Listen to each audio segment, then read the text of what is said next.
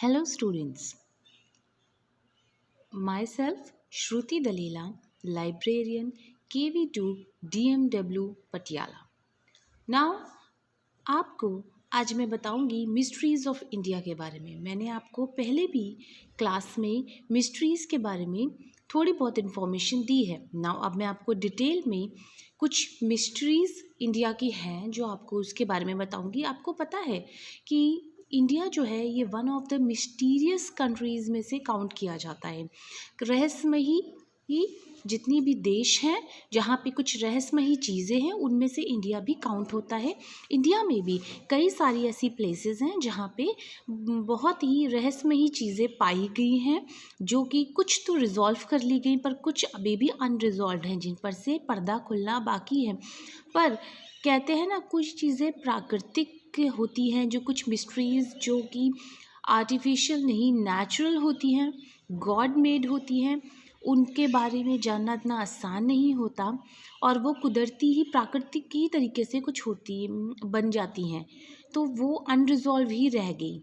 तो जिनमें से मैं कुछ आपको आज बताऊंगी मिस्ट्रीज़ इंडिया में इतनी सारी मिस्ट्रीज़ हैं कि जिनके बारे में अगर हम पढ़ते जाएंगे या मैं आपको बताने पर आऊँगी तो हमारे लिए ये दिन भी कम पड़ जाएगा।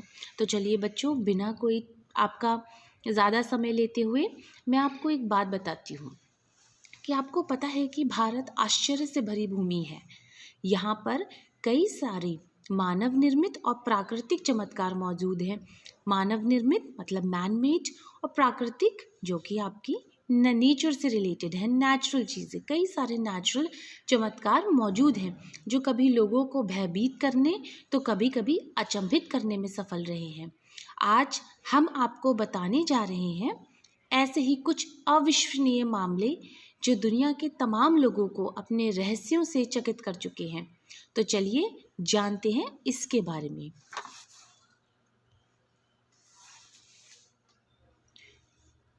What is mystery? सबसे पहले बच्चों, मिस्ट्री क्या चीज़ है? जैसे कि बड़े बच्चों को तो पता होगा, पर जो छोटे छोटे बच्चे हैं उनके लिए शायद ये शब्द बहुत नया होगा। बच्चों, what is mystery? MYSTERY। Mystery माने रहस्य, जिसको समझना मुश्किल है, जिसको सुलझाना मुश्किल है, वो चीज़ होती है मिस्ट्री।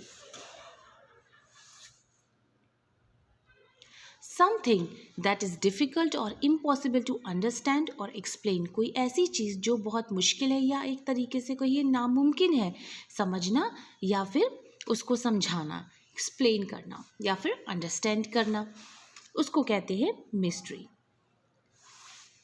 आगे बढ़ते हुए देखो, इंडिया जो है वो मैंने बताया आपको कि is among the most mysterious countries in the world. It's rich mythology, vast size and many cultural peculiarities make it fertile ground for many strange tales and legends.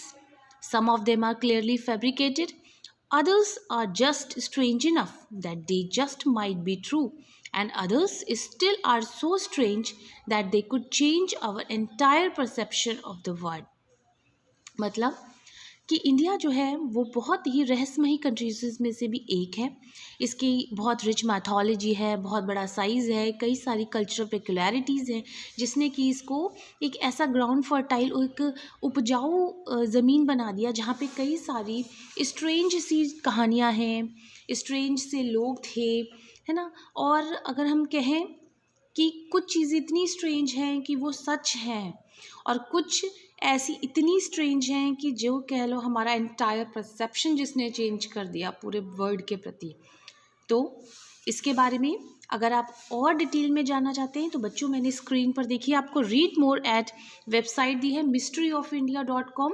इस पर जाइए और इसके बारे में आप इंडिया के बारे में और भी डिटेल में जानकारी प्राप्त कर सकते हैं। चलिए अब मैं आपको बताती हूँ कुछ मिस्ट्रीज़ के बारे में ना। हमारी पहली मिस्ट्री है मिस्ट्री ऑफ श्री यंत्र जियोगिल्फ इन ओरेगॉन ड्राई लेक वेड। ये आप देख रहे हो स्क्रीन पे, ये कुछ श्री यंत्र की तरीके से शेप में है, आपने देखा होगा।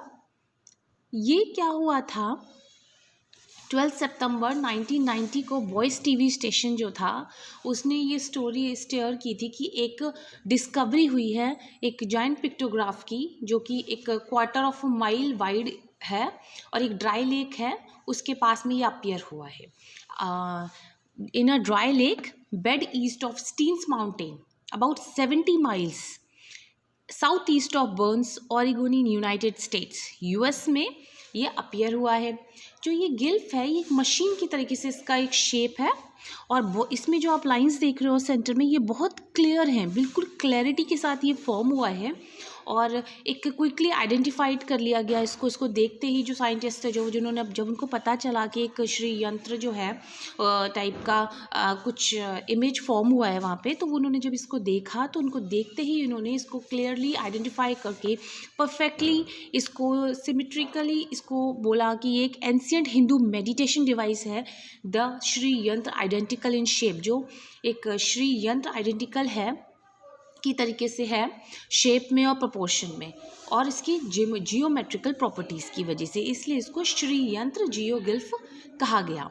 ओके, नाउ ये जो सिंबल है ये एक क्वार्टर ऑफ माइल लेंथ में है और 13.3 माइल्स ऑफ लाइंस में, and was scored into a hard pen at a depth of 3 inches and वह 10 इंचेस वाइड है। 3 इंचेस डेप्थ है और 10 इंचेस में वाइड है। इसको डिस्कवर किया गया था Idaho Air National Guards pilot lieutenant bill Miller ने। वो पहली बार फ्लाइट लेके 10 अगस्त 1990 को फ्लाइट पर थे। उन्होंने ऊपर से जब वहाँ से पास कर रहे थे वो, तो उन्होंने क्या देखा, the skies of the Sri Yantra are regularly used. उनको जो इस यंत्र के ऊपर जो स्काई थी उसको रेगुलरली वो यूज़ किया करते थे as a Idaho Air National Guards pilot training के लिए। वो एरिया पायलट ट्रेनिंग के लिए था, मीन्स फ्लाइट्स की जो पायलट्स होते थे वहाँ पे वो उस एरिया में ऊपर ट्रेनिंग किया करते थे। तो कभी भी किसी ने ये श्री यंत्र नहीं देखा, लेकिन सडन एक दिन जब बिल मिलर लेफ्टिनेंट वहाँ पे ट्रेनिंग के लिए गए तो उन्होंने एक ये फॉर्मेशन देखा और पहले कोई फॉर्मेशन नहीं था, किसी भी और पायलट ने भी ऑब्जर्व नहीं करी कोई ऐसी अनयूजुअल एक्टिविटी, या फिर जैसे इस एरिया में कोई पहले से डिज़ाइन बन रही हो तो वो ट्रेनिंग के टाइम उन्होंने देखा हो कि ये देखो धीरे धीरे कंस्ट्रक्शन चल रहा है, बट ऐसा कुछ नहीं था। अचानक से एक दिन जब वो ट्रेनिंग के लिए लेफ्टिनेंट बिल मिलर गए और सडनली उन्होंने इसको एक मॉर्निंग सिंपली अपीयर हुआ देखा देन इसके बारे में ये मिस्ट्री जो थी ये अनरिजॉल्व ही रही है, आई कैसे, वहाँ बनी कैसे, but it is one of the mystery of India. You can see on the screen also, screen पे आप देख रहे होगे कितनी क्लैरिटी के साथ ये फॉर्म हुआ है। ओके, ना जो भी मैंने आपको बताया here it is on the screen, you can read, and to read more about it means Shri यंत्र के बारे में अगर आप और डिटेल में जानना चाहते हैं इसकी और डिटेल के बारे में, वो आपको स्क्रीन पर मैंने इनका आपको एक वेब एड्रेस दिया हुआ है, ठीक है, इनकी वेबसाइट एड्रेस है, आप इस पर क्लिक करके then you can go and read about it, means आप इस पर आप रीड कर सकते हो। Okay, now the next mystery is eternal flames of Jwalaji temple. आप देख रहे होगे ये एटर्नल फ्लेम्स हैं ज्वालाजी टेम्पल में। ज्वालाजी टेम्पल में ये देखिए किसी एक ज्योति जल रही है। आज बच्चों आप देख रहे होगे कि देखो कैसे एक ज्योति जल रही है, ये एक एटर्नल फ्लेम है। ज्वालाजी एक हिंदू टेम्पल है जो कि एक लोअर हिमालयन एरिया पे स्थित है in the town of Jwalamukhi in Kangra district of Himachal Pradesh. Himachal Pradesh में जो कांगड़ा डिस्ट्रिक्ट है वहाँ पे ज्वालामुखी एक टाउन है, वहाँ पर ये स्थित है। ज्वालाजी की जो ज्योत है ये डेडिकेटेड है टू हिंदू गॉडेस ज्वाला माता जो थी उनके ऊपर ये डेडिकेटेड है ये टेम्पल, और ये बहुत ही एंशियंट टेम्पल्स में से काउंट किया जाता है इन इंडिया। जैसे कि बच्चों आप देखते होंगे जो हमारे पुराने जितने भी मंदिर हुआ करते हैं वहाँ पर एक मूर्ति होती है, बट ऐसा नहीं है। ज्वालाजी टेम्पल में कोई मूर्ति कोई इमेज नहीं है, बट एक फ्लेम है, एक ज्योत है जो कंटिन्यूसली ब्लू फ्लेम वहाँ पर जल रही है, और उसके लिए भी कोई घी या कुछ नहीं है. It is coming directly from the rocks पत्थरों से जल रही है. And the flame can be seen at various places in the temple. ऐसा नहीं है कि एक ही जगह पर वो चीज़ है, वो जगह जगह पर दिखती है. And it is burning continuously since first date of its known history. और वो तब से कंटिन्यूसली ये जले जा रही है जब से ये हिस्ट्री में ये बात आई है. तो काफ़ी रीजंस भी देखें कहाँ से है, बट कोई भी साइंटिफिक रिसर्चेस करने के बाद भी इसका कोई भी कंक्लूजन नहीं निकला कि रीज़न क्या है नेचुरल फ्लेम्स के पीछे. सो साइंटिस्ट कहते हैं कि there is a sleeping volcano under the Jwalaji temple, and the natural gas coming out of that volcano is burning as flames which Hindus revere as goddess. Scientist का कहना ये है कि ये एक स्लीपिंग वोल्केनो की तरह है. ज्वालाजी टेम्पल के नीचे एक स्लीपिंग वोल्केनो है जहाँ पे नेचुरल गैस जो है वो पास आउट हो रही है और वोल्केनो जल रहा है. इस वजह से ये ज्योत जल रही है और लोग इसको सोच रहे हैं कि ये माता का मंदिर है और वो उसको माता मान के इसकी पूजा कर रहे हैं. ठीक है, इस तरीके की कई सारी मिस्ट्रीज हैं.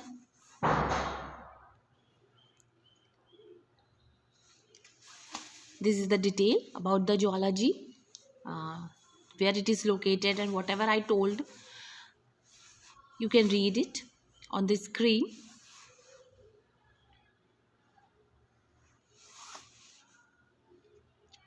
Now coming to the next one students. तो हमारी थर्ड मिस्ट्री है magnetic hill of Ladakh.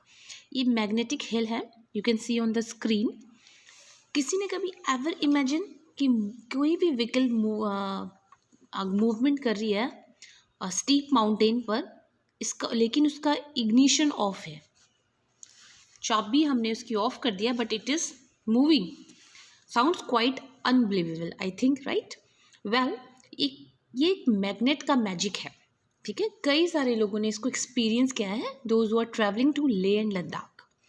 It is located about 30 kilometre from Leh at a height of 11,000 feet above the sea level. How much? At a height of 11,000 feet above sea level. And the hill supposedly has a magnetic properties. और इस हिल की ना magnetic properties हैं जो कि metallic objects को अपनी तरफ अट्रैक्ट करती है and making vehicles move up at a speed of about 20 kilometre per hour with their engines of. उनका इंजन ऑफ रखने पर वो इतना अट्रैक्ट करती है मैग्नेटिक उनकी जो प्रॉपर्टीज़ हैं व्हीकल्स को कि वो कम से कम 20 किलोमीटर पर आवर की स्पीड से मूव करती हैं गाड़ियाँ वहाँ पर. और जो not only vehicles traveling on the road attracted by the magnetic powers of the hill, even the helicopters and the aircrafts feel the same magnetic impact. ऐसा नहीं है कि सिर्फ गाड़ियाँ उसके ऊपर से निकल रही हैं, and they are feeling this. Even the sky में जो हेलीकॉप्टर्स हैं, एयरक्राफ्ट्स हैं जो वहाँ पे थे, उन्होंने भी इस इम्पैक्ट को, मैग्नेटिक इम्पैक्ट को फील किया है. सो जो हमारे लोकल्स हैं, जो वहाँ के आसपास के लोग हैं, या जो इंडो तिब्बतन बॉर्डर पुलिस है, वहाँ के ITBP पर्सोनल्स कहते हैं उनको, Indo Tibetan border police personnels, उन्होंने क्लेम किया है कि जब when the helicopters and aircrafts come within the radius of the hill, कि जब भी हेलीकॉप्टर्स हैं या एयरक्राफ्ट्स हैं, when they come in the radius of the hill के रेडियस में आते हैं, दे स्टार्ट टू जर्क, वो जर्क करने लग जाते हैं. ठीक है, and to avoid the accident the flyers are advise to fly at a specific speed and height. इसी वजह से कि कोई बात ना हो जाए, वो जर्क खाते हैं, क्योंकि जो रेंजेस हैं मैग्नेटिक वो है, वो आती जाती सी होती है वहाँ पे, उसके डिफरेंट वो होता है, तो इसकी वजह से कोई एक्सीडेंट ना हो. तो जितने भी फ्लायर्स हैं उनको एडवाइस किया गया है कि वो एक स्पीड को मेनटेन रखेंगे, एक हाइट को मेनटेन रखेंगे, अदरवाइज कुछ दुर्घटना ना हो जाए. तो in fact Indian Air Force pilots always steer clear of the magnetic hill. उन्होंने भी इस चीज़ को फील किया हुआ है. तो बच्चों, ये देखिए मैग्नेटिक हिल है लद्दाख में. It is also one of the very mysterious place. You can read more about it on the website. I have given the link. Okay, now the next one is Krishna's butter ball, a balancing rock at Mahabalipuram. Krishna butter ball जो है, ये एक joint balancing rock है और 5 meters in diameter, perched on a smooth slope seemingly defying all laws of physics, physics के जितने भी laws हैं उसको ये नकारता हुआ है। It weighs over 250 tons and miraculously stands on an extremely small slippery area of a hill। एक बहुत ही छोटी सी स्लिपरी एरिया है पहाड़ों का, हिल का, वहाँ पर ये स्थित है और वहाँ पे स्टैंड कर रहा है और इसका वेट भी 250 टन्स है। बट ये सी वो वहाँ से हट नहीं रहा। And this monolithic granite rock है। ग्रेनाइट समझते हो? ग्रेनाइट उसका एक तरीके का ये एक वो कह लो कि बच्चों ग्रेनाइट, आप जैसे कि मैं बता रही हूँ कि ग्रेनाइट जो होता है वो एक कोर्स ग्रेन्ड इग्नियस रॉक है जो कि बेसिकली क्वार्ट्ज और एल्कली फेल्ड्स्पो एंड प्लैगियोस क्लेस से बना हुआ है। और ये एक मैग्मा होता है। मैग्मा समझते हो ना, जो वोल्केनो होता है, तो वो जो मैग्मा होता है उससे ये बना फॉर्म हो जाता है और इसमें सबसे ज़्यादा हाई कंटेंट होता है सिलिका का और एल्कली मेटल ऑक्साइड्स का। फिर क्या होता है, वो जो धीरे धीरे धीरे विद द टाइम ये सॉलिडिफाई कर जाता है अंडरग्राउंड होके एंड वो काफ़ी फॉर्म होता है। ठीक है, उसी तरीके से मीन्स हम कहते नहीं है जैसे कि ये तो बहुत ही granite, a man of granite है, बहुत ही चट्टान की तरीके से है ये आदमी। तो इस तरीके से for an example I just given you the example, means ये जो पत्थर है ये ग्रेनाइट का है एंड इट इज़ एक प्रकार का कड़ा स्फटिक पत्थर कह लो या कड़ा पत्थर या चट्टान भी आप इसको कह सकते हो। ठीक है, ये है और ये महाबलीपुरम है इंडिया में, वहाँ पे ये स्थित है। नाउ इट्स ओरिजिनल नेम भी है इसका वान इराइकाल। तमिल लैंग्वेज में ओरिजिनल लैंग्वेज है जो लैंड की, जहाँ पर ये महाबलीपुरम में means it is in a south, Vaan Iraikal कहते हैं इसको। इसका मतलब होता है stone of the sky god, sky god का stone.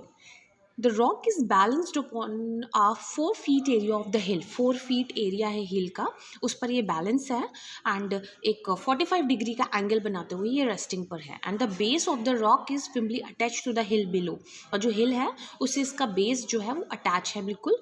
And this rock is bigger and heavier than the monolithic stones of Ollantaytambo Peru. ठीक है, पेरू में ओलेंटिया जैम्बो है, वहाँ पे जो रॉक्स है ना उससे भी ज़्यादा हैवियर है ये। And it is also much bigger than the rocks found in the mysterious Machu Picchu. Machu Picchu में भी बहुत मिस्टीरियस रॉक्स पाए जाते हैं, बहुत बड़े बड़े रॉक्स हैं वहाँ पे, तो उनसे भी काफ़ी हैवी, काफ़ी बड़ा रॉक है ये। You can read about it from the screen. Whatever I told you, it is written on the screen, and to know more about it, you can visit the website also.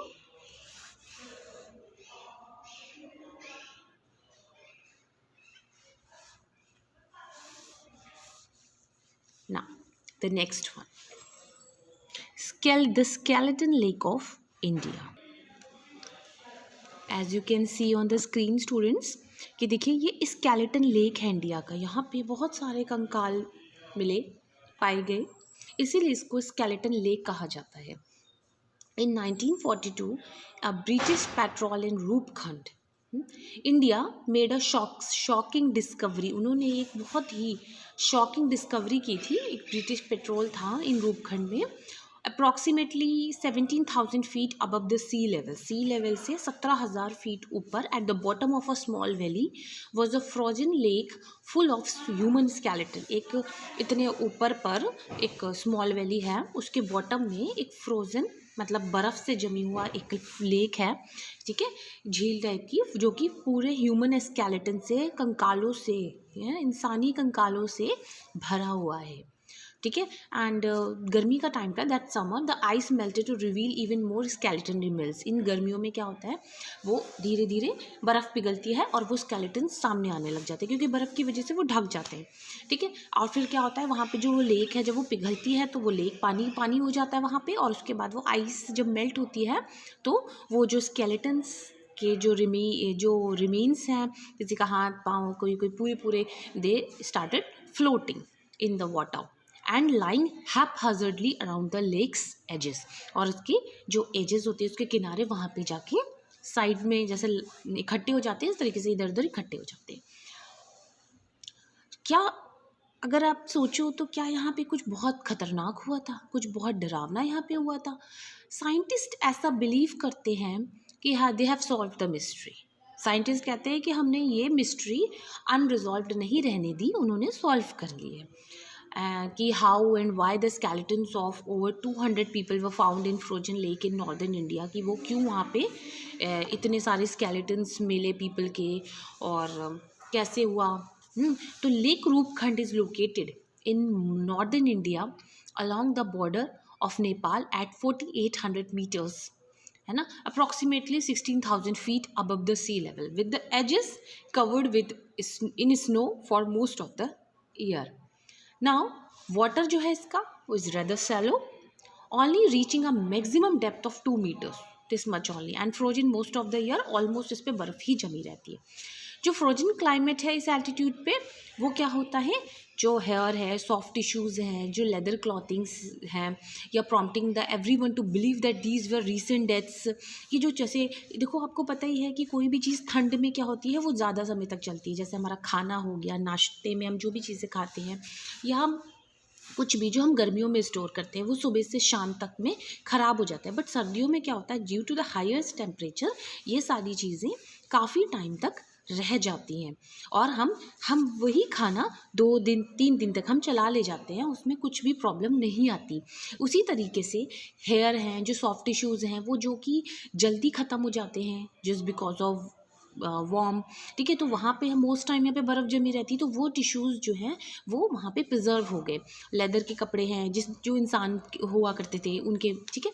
तो क्या होता था, जब जब ये चीज़ें देखी गई तो उन्होंने कहा, अरे ये तो अभी मरे हैं लोग, तो इतने पुराने हैं ही नहीं, 200 साल का तो ये इतना पुराना तो कुछ लग ही नहीं रहा हमें है, और ये तो सब अभी मरे इतने सारे, यहाँ पे क्या हुआ था, like that of situation rise, ठीक है। तो ये इस वजह से हुआ था। तो जो स्केलेटन्स थे वे initially thought to be the bodies of Japanese soldiers, और कहा गया कि यार ये तो जापानीज जो सोल्जर्स लड़ाई करते थे, वो are died of exposure while travelling through India.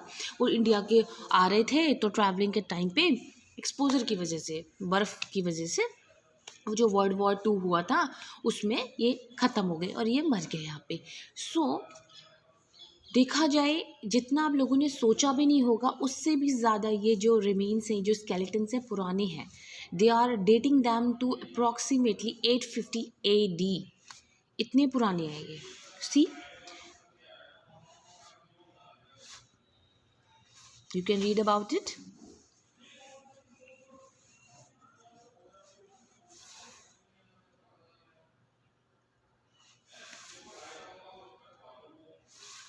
These are the some pictures I have collected from the website.